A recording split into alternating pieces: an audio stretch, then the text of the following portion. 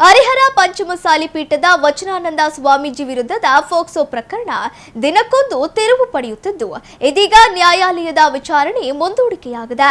ವಚನಾನಂದ ಸ್ವಾಮೀಜಿ ಅವರಿಗೆ ಮಂಜೂರಾಗಿರುವ ನಿರೀಕ್ಷಣಾ ಜಾಮೀನನ್ನು ರದ್ದುಗೊಳಿಸುವಂತೆ ಕೋರಿ ದೂರುದಾರರು ಜಿಲ್ಲಾ ನ್ಯಾಯಾಲಯಕ್ಕೆ ಅರ್ಜಿ ಸಲ್ಲಿಸಿದ್ದರು. ಆದರೆ ಇದೇ ವಿಷಯಕ್ಕೆ ಸಂಬಂಧಿಸಿದಂತೆ ದೂರುದಾರರು ಈಗಾಗಲೇ ಹೈಕೋರ್ಟ್ನಲ್ಲೂ ಅರ್ಜಿ ಸಲ್ಲಿಸಿದ್ದಾರೆ. ಹೈಕೋರ್ಟ್ನಲ್ಲಿ ವಿಚಾರಣೆ ಬಾಕಿ ಇರುವ ಹಿನ್ನೆಲೆಯಲ್ಲಿ ಜಿಲ್ಲಾ ನ್ಯಾಯಾಲಯವು ಯಾವುದೇ ಆದೇಶ ಪ್ರಕಟಿಸದೆ ವಿಚಾರಣೆಯನ್ನು ಮುಂದೂಡಿದೆ.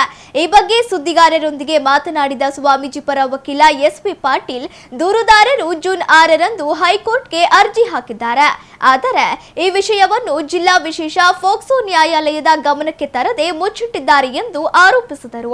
ಹೈಕೋರ್ಟ್ನಲ್ಲಿ ಪ್ರಕರಣ ಇರುವಾಗ ಇಲ್ಲಿ ಆದೇಶ ಮಾಡುವುದು ಸೂಕ್ತವಲ್ಲದ ಕಾರಣ ಕೋರ್ಟ್ ವಿಚಾರಣೆ ಮುಂದೂಡಿದೆ ಎಂದರು.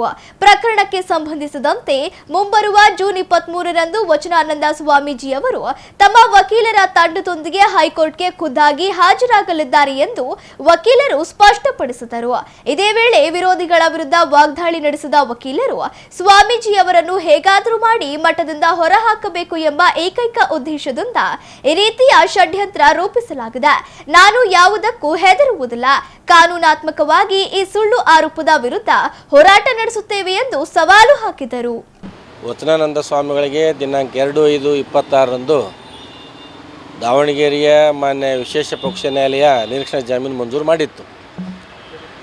ಸದರಿ ಜಾಮೀನು ಆದೇಶವನ್ನು ರದ್ದುಪಡಿಸುವಂತೆ ಕೋರಿ ತನಿಖಾಧಿಕಾರಿಗಳು ಮತ್ತು ಅಭಿಯೋಜಕರು ಸಲ್ಲಿಸಿದಂಥ ಅರ್ಜಿಗಳ ಮೇಲೆ ವಿಚಾರಣೆ ನಡೆದು ಆ ಜಾಮೀನು ಆದೇಶವನ್ನು ರದ್ದುಪಡಿಸಬೇಕು ಅಥವಾ ಬೇಡ ಅನ್ನೋದ್ರ ಬಗ್ಗೆ ಇವತ್ತು ಆದೇಶಕ್ಕಾಗಿ ಪ್ರಕರಣ ನಿಗದಿಯಾಗಿತ್ತು. ಈ ಹಂತದಲ್ಲಿ ಏನಾಗಿದೆ ಅಂತ ಹೇಳಿದರೆ, ಈ ಮೂಲ ಫಿರ್ಯಾದಿದಾರರು ಇನ್ನು ಡಿ ಫ್ಯಾಕ್ಟೋ ಕಂಪ್ಲೇನೆಂಟ್ ಅಂತ ಹೇಳ್ತಾರೆ, ಅವರು ದಿನಾಂಕ 6/6/2026ರಂದು ಗೌರವಾನ್ವಿತ ಕರ್ನಾಟಕ ಉಚ್ಚ ನ್ಯಾಯಾಲಯದಲ್ಲಿ ಈ ದಾವಣಗೆರೆ ನ್ಯಾಯಾಲಯ ಮಂಜೂರು ಮಾಡಿದಂಥ ನಿರೀಕ್ಷಣಾ ಜಾಮೀನನ್ನು ರದ್ದುಪಡಿಸುವಂತೆ ಕೋರಿ ಅರ್ಜಿ ಸಲ್ಲಿಸಿಕೊಂಡಿದ್ದಾರೆ. ಸದರಿ ವಿಷಯವನ್ನು ಸದರಿ ದೂರುದಾರರು ಈ ಮಾನ್ಯ ನ್ಯಾಯಾಲಯದ ಗಮನಕ್ಕೆ ತಂದಿರಲಿಲ್ಲ.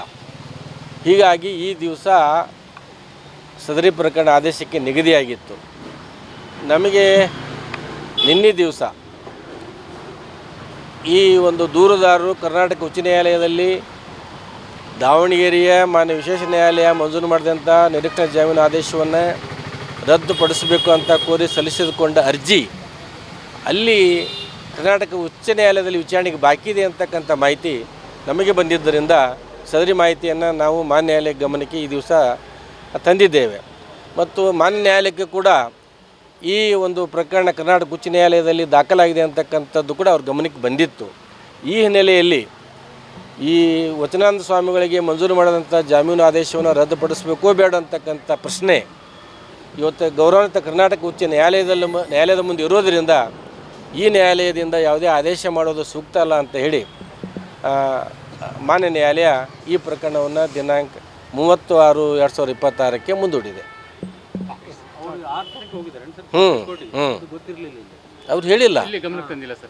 ಈಗ 6/6/26ಕ್ಕೆ ಕರ್ನಾಟಕ ಉಚ್ಚ ನ್ಯಾಯಾಲಯದಲ್ಲಿ ಆ ಡಿ ಫ್ಯಾಕ್ಟೋ ಕಂಪ್ಲೇಂಟ್ ದೂರು ಸಲ್ಲಿಸಿದ್ದಾರೆ. ಅದೇ ದಿನ ಈ ನಮ್ಮ ನ್ಯಾಯಾಲಯದಲ್ಲಿ ದಾವಣಗೆರೆ ನ್ಯಾಯಾಲಯದಲ್ಲಿ ತಮ್ಮ ವಕೀಲರ ಮುಖಾಂತರ ಹಾಜರಾಗಿದ್ದಾರೆ. ಅವತ್ತು ಮಾನ್ಯ ನ್ಯಾಯಾಲಯದ ಗಮನಕ್ಕೆ ತಂದಿಲ್ಲ ನಾವು ಹೈಕೋರ್ಟ್ ಹೋಗಿದ್ದೀವಿ ಅಂತ. ಆಮೇಲೆ 11/6/2026ರಂದು ಸುದೀರ್ಘವಾದಂಥ ವಿಚಾರಣೆ ನಡೀತು, 1 ಗಂಟೆಯವರೆಗೆ ತಮಗೆಲ್ಲ ಗೊತ್ತಿದೆ. ಆ ಸಮಯದಲ್ಲಿ ಕೂಡ ಡಿ ಫ್ಯಾಕ್ಟೋ ಕಂಪ್ಲೇಂಟು ನಾವು ಹೈಕೋರ್ಟ್ನಲ್ಲಿ ಅರ್ಜಿ ಹಾಕಿದ್ದೇವೆ ಅಂತಕ್ಕಂಥ ವಿಷಯವನ್ನು ಮಾನ್ಯ ನ್ಯಾಯಾಲಯದ ಗಮನಕ್ಕೆ ತರಲಿಲ್ಲ, ನಮ್ಮ ಯಾರ ಗಮನಕ್ಕೂ ತರಲಿಲ್ಲ.